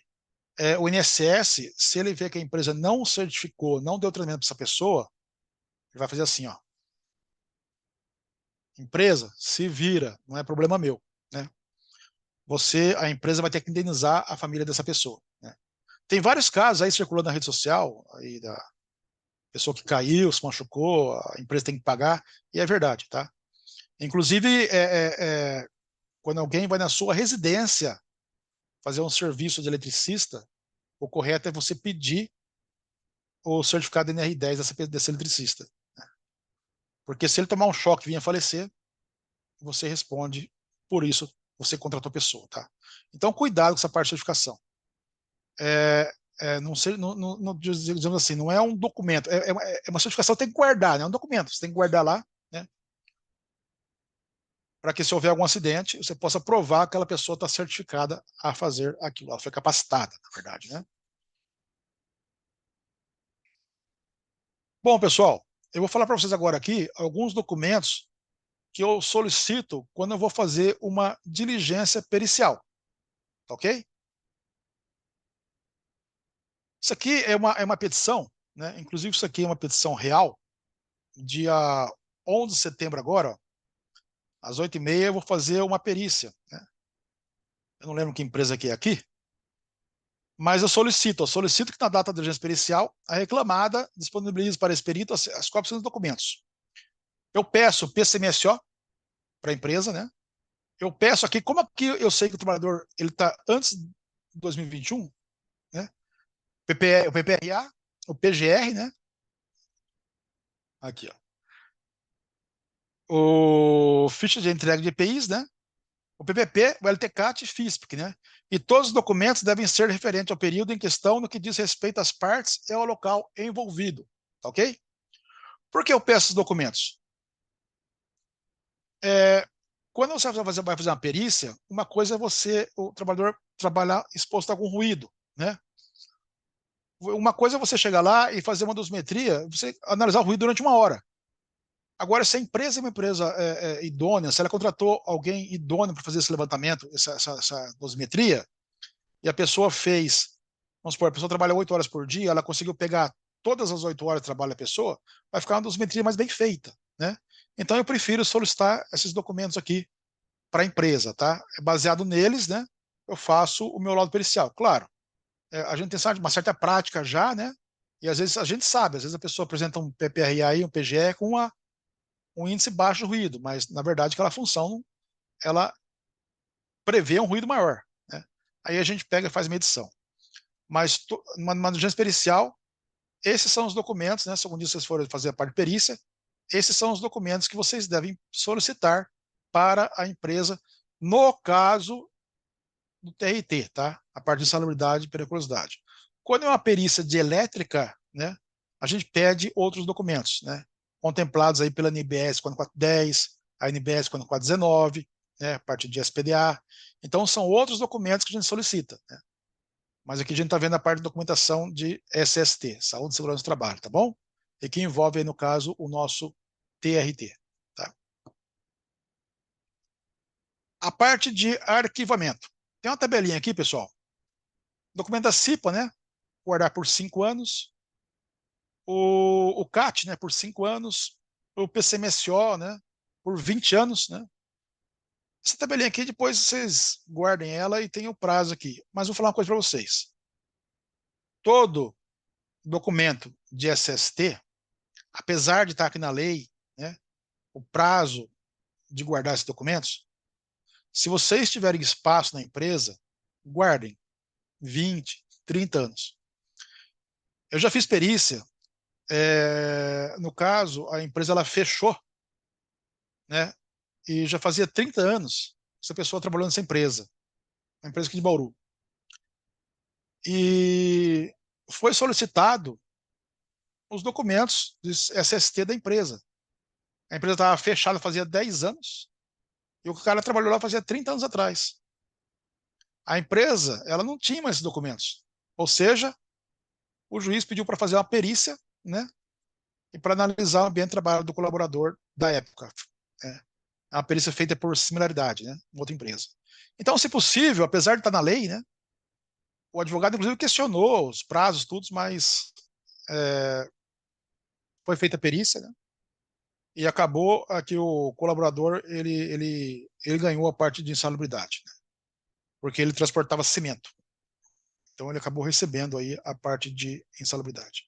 Então guarde, apesar daqui, ó, PPP está por 20 anos, se tiver espaço, guarda mais tempo lá, né? Problema algum guardar, se tiver espaço. Bom, vamos falar um pouquinho agora, pessoal, do nosso e-social, ok? Todo mundo acha que isso aqui é uma coisa bicho de cabeça, mas não é bem tranquilo. Vamos explanar bem por cima para vocês, né? Então, e-social, sistema simplificado de escrituração digital de obrigações previdenciárias, trabalhistas e fiscais, tá? A gente já passou aí pelas fases do e-social, né? A última aqui na parte de saúde, segurança e trabalho, né? Onde a gente tinha nossos eventos S2210, S2220, S2240 a serem entregues, né? A gente teve aqui a parte de grandes empresas, demais empresas, né? Aqui está uma tabelinha com os prazos que foram entregas das documentações, tá? Sendo que a parte de SST, né? Na quarta fase, a gente tem que entregar aí o nosso S2210, Comunicação Sem Trabalho, nosso famoso CAT, né? A parte do S2220, Monitoramento da Saúde do Trabalhador, né? Que é a parte do ASO, né? Que contempla aí nosso PCMSO. E S2240, Condições Ambientais do Trabalho, Agentes Nocivos, né? Que vem aí do nosso PGR e do nosso LTCAT. Ele vem aí do nosso LTCAT, tá? Então, para o E-Social, a gente precisa ter o nosso LTCAT. Né?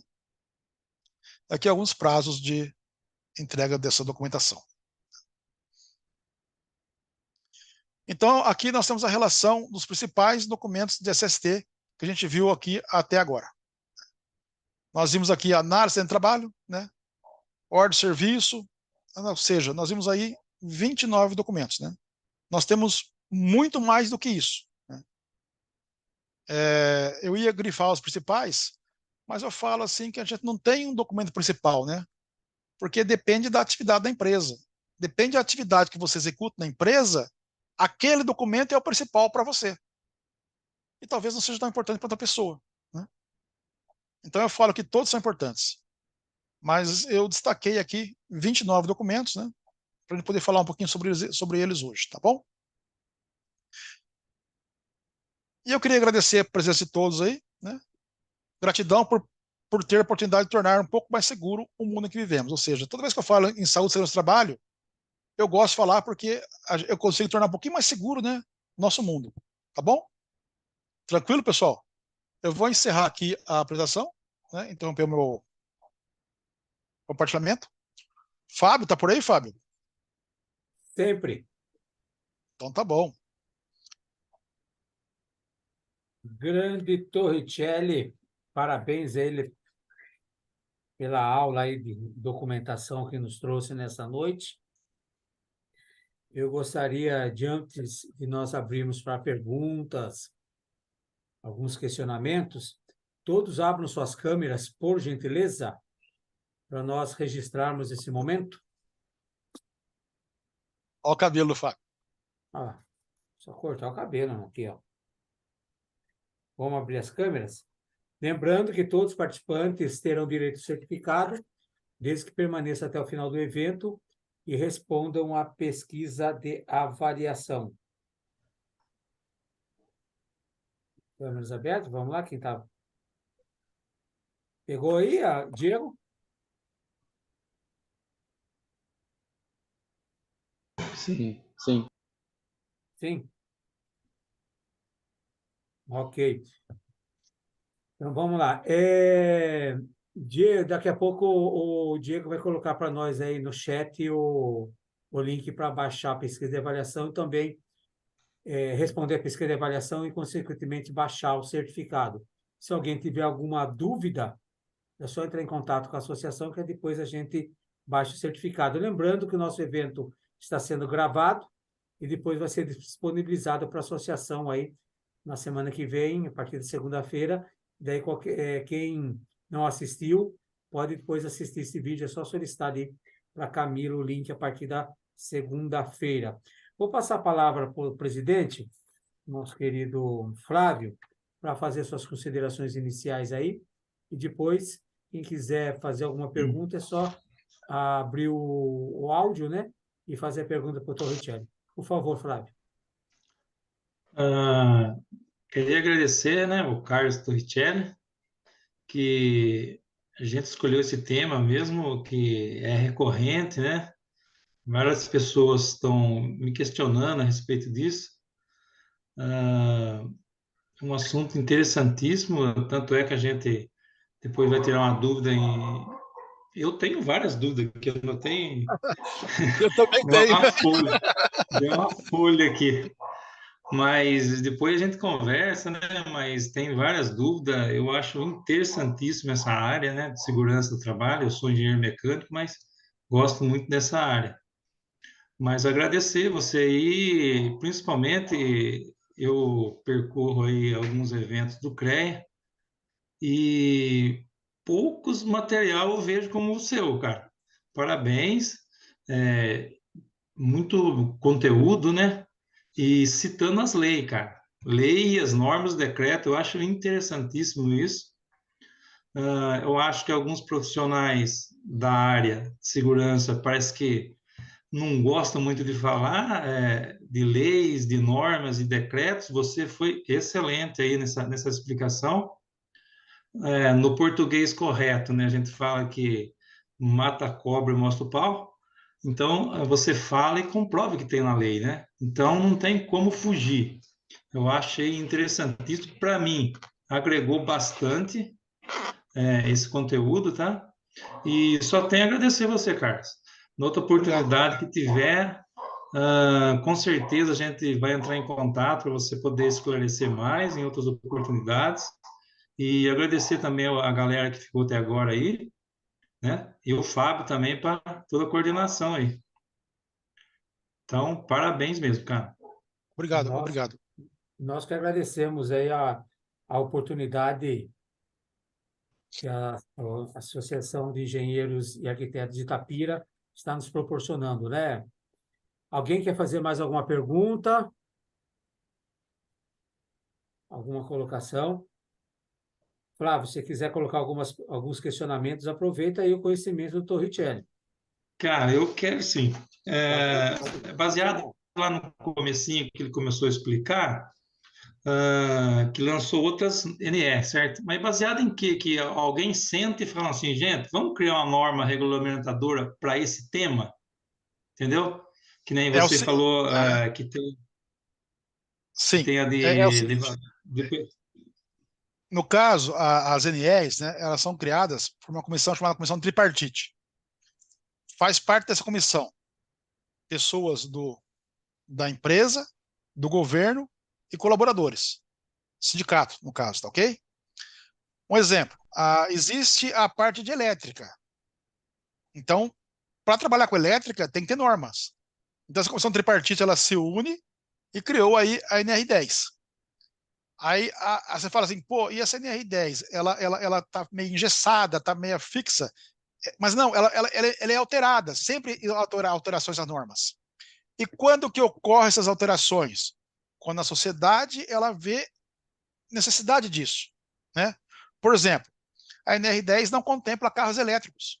A NR10 não contempla serviços fotovoltaicos. A NR10 não contempla ainda a parte de arco elétrico, que é os utilizados normas AFPA. Quer dizer, aí essa comissão se une de novo e faz essas adequações nas NRs. Então, a NR é criada para poder regulamentar, colocar os procedimentos do trabalho de elétrica, por exemplo. Ela determina tudo naquela parte. Por exemplo, o que é periculoso na parte elétrica? Está lá, tá lá. Se trabalhar uma tensão até 1000 volts, né? De 50 volts alternado até 1000 volts, a uma distância de menor que 70 centímetros, é periculoso, né? Trabalho em altura.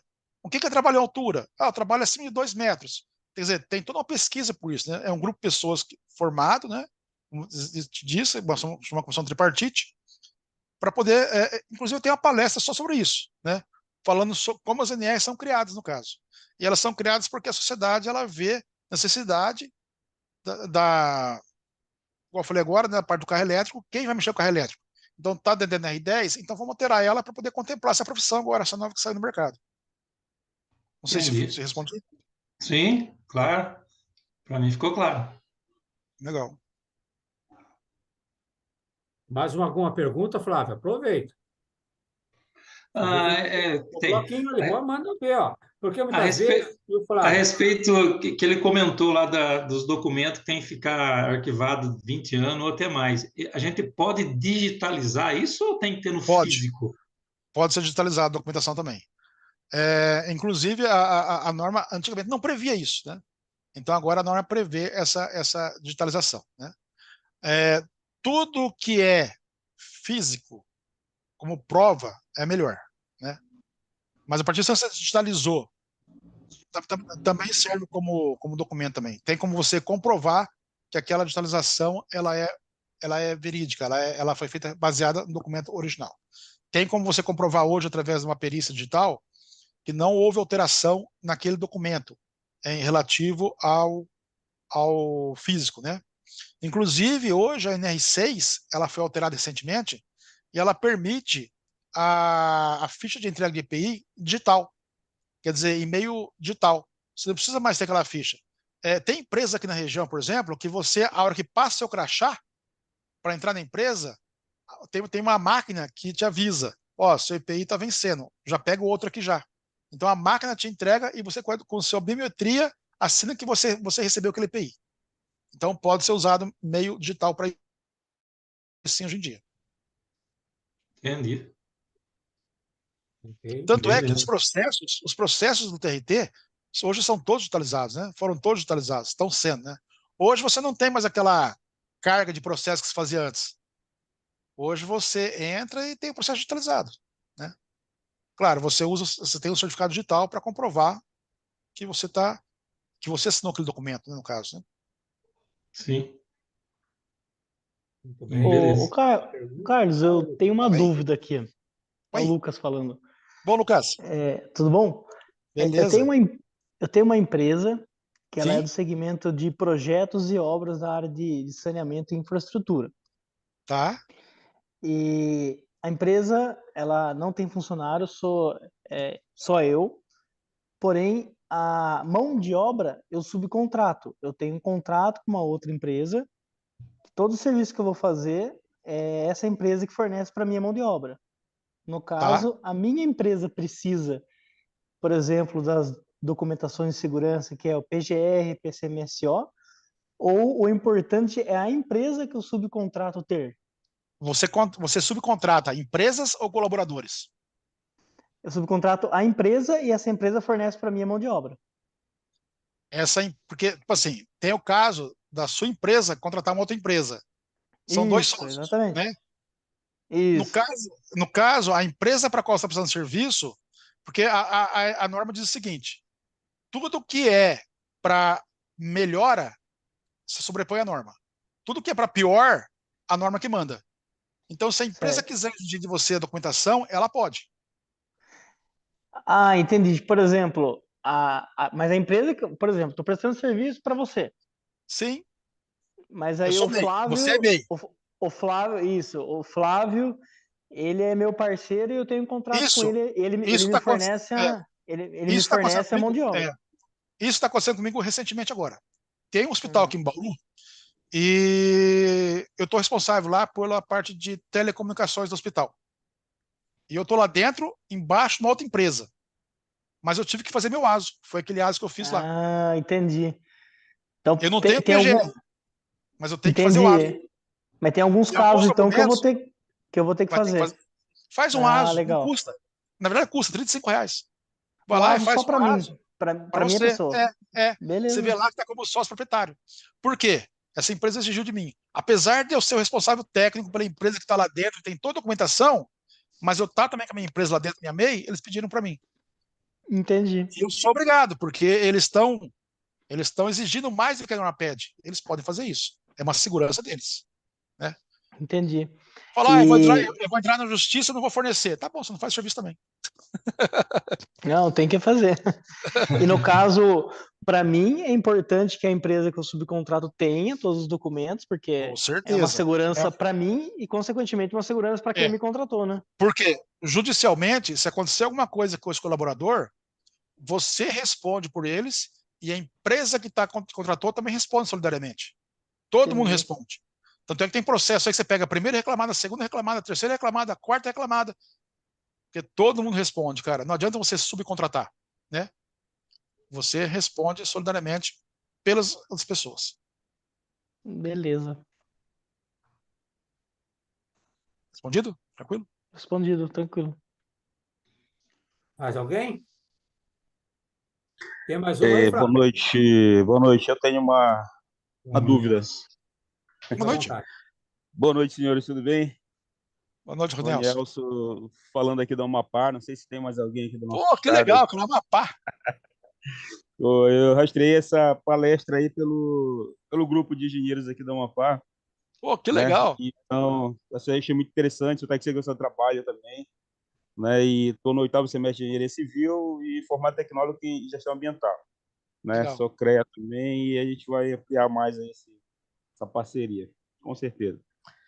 Tá, e Carlos, eu tenho uma dúvida.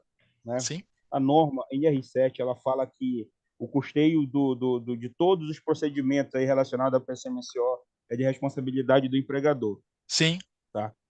É uma bronca na empresa que eu trabalho isso daí. Então, assim, a nossa sede é em Macapá, né?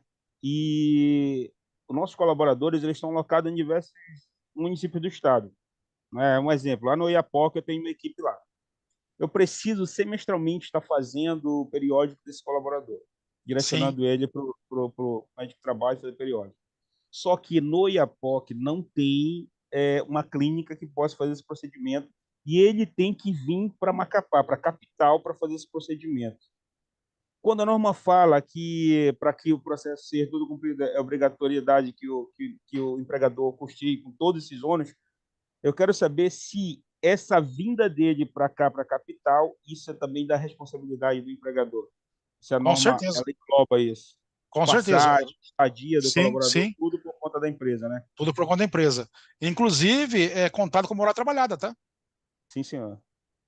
Porque ela tem que ser dentro da jornada de trabalho, né? Então tem agora, a NR7, para a CMSO, por ser uma norma voltada à parte de médico do trabalho, se eu não me engano, eu não vou te falar com certeza, mas ela tem uma saidinha que no local onde não tem médico do trabalho, o médico normal pode fazer o ASO também. Sim, eu preciso levantar para te confirmar isso. Né? Ela tem essa determinação. Só que tem alguns exames específicos, clínicos, e só faz na capital. Aí não tem jeito, então. Esse deslocamento dele do interior para a capital é praticamente inevitável, entendeu? Aí hoje eu levantei essa questão com a diretoria da empresa, né, sobre essa situação. A norma ela não deixa claro que essa passagem tem que ser paga, essa estadia, toda despesa por conta do empregador, né? Só que o teu próprio setor jurídico orientou a diretoria que fosse melhor que assumisse, para que não tivesse nenhum problema mais à frente, né? Trabalhista mais à frente. Judicialmente o juiz vai dar que a empresa é obrigada a pagar isso aí. Imagina um colaborador que receba aí R$2.500 por mês, gastar R$2.000 para passar de avião. Você está comprometendo o salário do seu colaborador, né? Ele não gasta 2.000, mas ele gasta quase 1.000. É isso aí. Então a empresa tem que assumir sim. Inclusive, Você esse viu é alguma coisa? trabalho. Inclusive, Oi? se eu tiver Oi? trabalho. Ele tiver vindo, Deus me livre, o avião cair, ó, botando madeira, acidente de trabalho. Trajeto, né? É complicado, cara, não é fácil, não.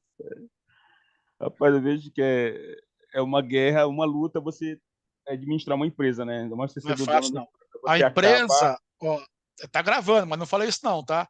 A empresa, ela não consegue seguir 100% das normas, que ela quebra. Se for colocar tudo certinho, cara, é difícil, viu? É difícil. Tem empresas aí que eu visito que são maravilhosas, mas não é fácil, não. Não é fácil, não. A gente tenta, né? O técnico de segurança do trabalho é chamado Tenta. de pessimista, chamado de exagerado, chamado E de uma dica, cara, uma dica. mediano. Assim, né? Tudo que você fizer como técnico de segurança do trabalho, registra. Deixa registrado. E-mail, gravação. Lembrando que você pode gravar tudo, né? Desde que você participe da conversa. Você não é obrigado a avisar que está gravando e você pode usar judicialmente isso. Hoje em dia a lei mudou, tá? Então, se você faz parte da conversa, você pode gravar o que está sendo conversado e você não é obrigado a divulgar isso, não. Só se pedirem depois, né? Então, aprendi uma coisa, cara. Anda com... Eu tenho um celular aqui, ó. Isso aqui é meu celular normal. Não aparece por causa do negócio da cromatografia. Esse aqui é meu celular que eu uso só para gravar. Então fica os dois direto gravando. Não tem como. Hoje em dia, quanto mais perícia você faz, menos você acredita no ser humano. No caso, eu vou iniciar uma obra, eu faço ali um diálogo com o pessoal, eu gravo. Isso é importante, deixar sempre Melhor coisa, gravado. melhor coisa, melhor coisa. Todo início de uma nova obra ou de um novo serviço, faço um Sim. diálogo ali. Tá muito fácil hoje em dia, né? Uhum. E sempre vou salvando, coloco a data e... Legal. bacana. Legal, Boa dica. isso é importante, isso é importante. Tira foto. Quando você tira uma foto do celular, aquela foto que você tirou, todos os dados estão naquela foto. O celular que tirou, a hora que tirou, a localização que foi a foto, tudo. Chama metadados. Só que você não pode mandar aquele lá pelo WhatsApp, para o outro que não vale como prova, né? Porque o WhatsApp ele tira todos os metadados fora. Você pode mandar como arquivo, aí dá. Então aquilo lá vale como prova também, tá? Lembrando que Carlos, print de tela não vale como prova, tá? e hoje você tem aquela ferramenta timestamp também, né? Que ela te dá toda a localização, data, hora. É importantíssimo fazer relatório com ela, com esse tipo de imagem, né? Tem uma ideia, tem uma juíza aqui do TRT de Bauru, ela deixou de ser juíza por um tempo para poder fazer uma pós-graduação em perícia de celular. Fazer coleta de celular. Sabe para quê? Para usar a localização do celular para ver se o cara estava fazendo ou na hora extra. Porque, tudo bem, a pessoa pode dar um celular para a pessoa carregar, mas você tem como saber pelo celular a hora que você colocar o dedo, desbloquear ou bloquear, ou abrir um aplicativo de banco, por exemplo, o celular estava com você aquela hora. Então, você tem como provar onde você estava naquele momento. Tá? Então, essa juíza ela foi fazer realmente um curso para aprender a hackear celular. É tecnologia, não tem jeito.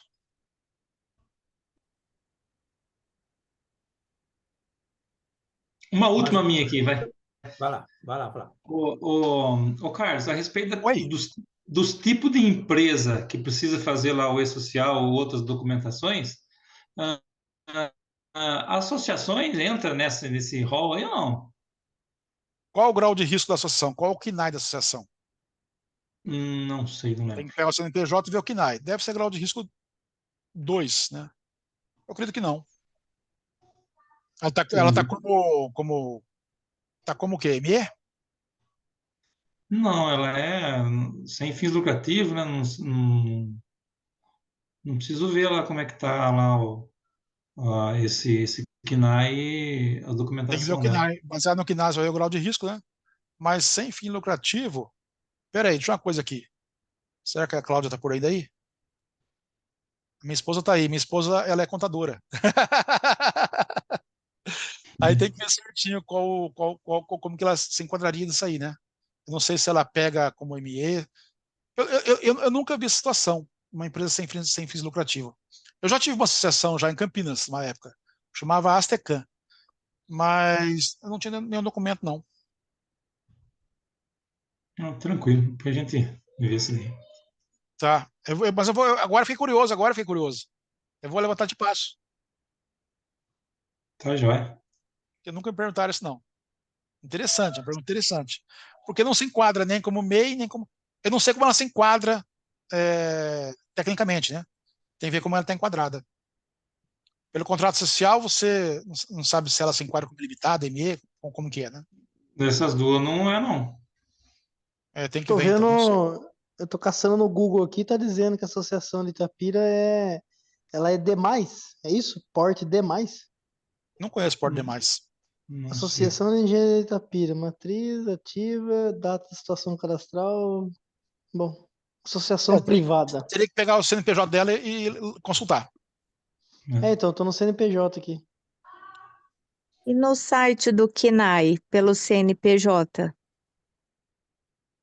Então, mas aí tem aquele lance dela, assim, mesmo que ela tenha um KNAI, se ela for, depende do enquadramento dela, né? Se for ilimitada, aí não tem nem o que ver, não tem nem grau de risco, né? Agora, se ela for ME ou EPP, tem que ver o grau de risco dela, se é 1 ou 2. Ah, certo. A empresa maior aí, ela tem que ter as documentações, né? Ela não está isenta, não. Para a empresa de Tranquilo, lucro então. real, tem que ter. Mais alguma pergunta? Se Não, não minha. tiver, a gente vai para os caminhamentos finais. Flávio, tem mais algum questionamento? Não, tranquilo, Fábio. Alguém tem mais? Qualquer coisa também, depois a gente passa o contato, vai ser disponibilizado o contato do Carlos Torricelli, né? Essa apresentação do Carlos vai ser disponibilizada para a associação. Inclusive, daqui a pouco já estou encaminhando antecipando para a Camila, né? Quem quiser é só entrar em contato com a Camila. Não vou falar para entrar ainda hoje, mas amanhã, a partir das 9 horas da manhã, já pode pedir É, a é a versão apresentação. 10, tá, Fábio? É a versão Tá? 10. Eu te mandei a versão 7, a Isso. versão 8, depois está na versão 10 essa palestra. É a versão 10, a mais nova. Tá, eu vou pegar aqui e já vou encaminhar para a Camila, tá? A versão 10. Então, eu gostaria, mais uma vez, então, de agradecer a presença de todos que abrilhantaram o nosso evento e passo a palavra para o Torricelli para fazer suas considerações finais. Bem, eu queria agradecer a todos aí que estiveram presentes até esse momento, né? Estamos um total de 17 pessoas, né? Tivemos aí um pico, aí foi de 24 pessoas, aí 30? É, 30. deu 30 para você aí? 30. Eu coloco aqui do ladinho aqui, ó, e vou acompanhando mais ou menos, eu vi 1h24 só. Mas só agradecer só pela oportunidade, né, de poder falar sobre segurança do trabalho. É uma área que eu gosto muito, porque a gente pode contribuir, né, para a segurança das pessoas aí, para que ocorram quanto menos acidentes possíveis, né. Ser grato por isso. Muito bem. Já encaminhei para a Camila, tá? Então, a apresentação já está no WhatsApp da Camila. Para finalizar, então, gostaria de agradecer a presença de todos. Muito obrigado, Flávio, pela oportunidade.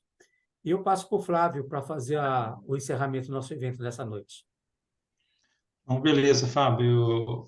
Acho que mais uma vez, né, reforçando aí a qualidade desse treinamento do Carlos.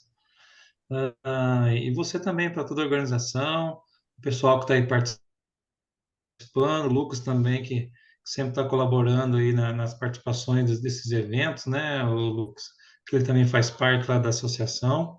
E só tenho a agradecer a vocês mesmo e para agregar esse valor, pelo menos para mim, que foi excelente. Joia. Boa noite a todos. Ótimo, muito obrigado a todos. Obrigado, Mútua, né, por estar nos patrocinando. Obrigado, CREA. Obrigado, Associação de Itapira. Obrigado a cada um de vocês aí que esteve aqui conosco nessa noite. Obrigado, Torricelli. Até a próxima oportunidade. Boa noite a todos. Que Deus Obrigado a todos aí. Tudo de bom. Valeu. Tenha uma boa noite. Até mais. Até mais. Falou, pessoal. Até mais. Um abração, boa noite.